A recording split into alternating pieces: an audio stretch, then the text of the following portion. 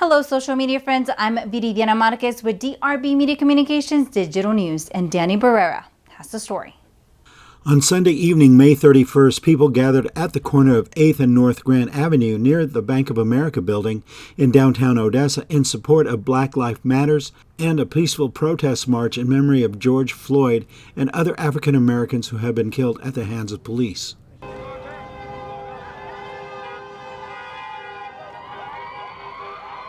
I think the police brutality on African American individuals such as myself is getting out of hand, and I want to stand for it.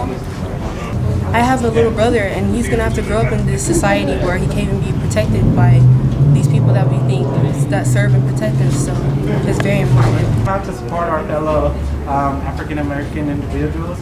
We'd like to show that anybody can come together in a time of need. We think it's about time that people are starting to stand up for what's right. And we just like to come out and show our support for our community. Several hundred people of all ages held signs and marched covering a section of the downtown area and around City Hall.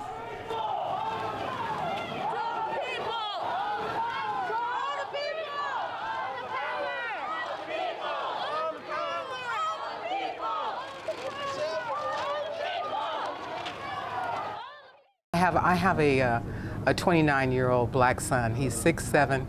He used to drive a red car with rims. He played loud music.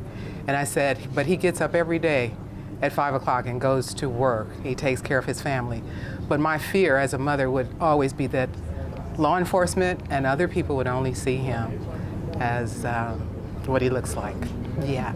So I was always fearful. And even now, it's come back. This is the second time around, this type of activity.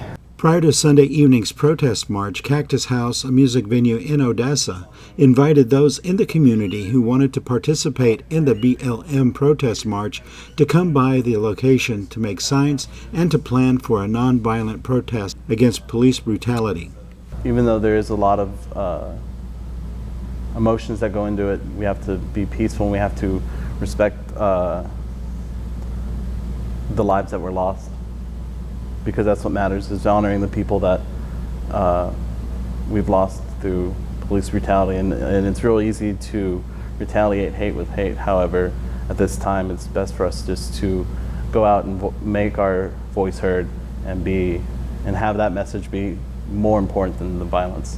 A Hispanic business owner on Grant Street guarded her business because she feared that the protest march would turn violent and destructive.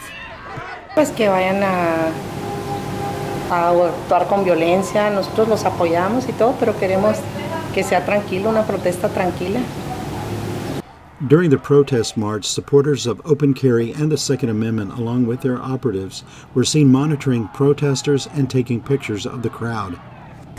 We're here for the peaceful protesters.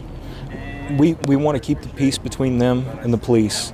The police, we've encountered them when we were walking down here. We encountered them. They said, we support what you do. This is the state of Texas. You have a right to carry a long arm anywhere. It's constitutional carry.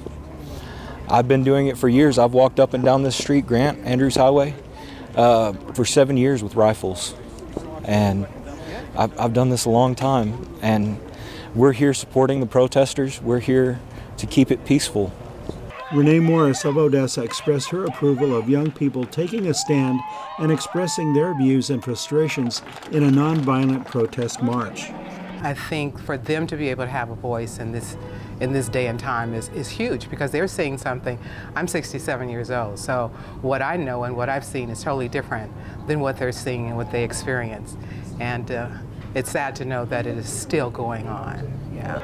For DRB Media Communications Digital News, Danny Barrera.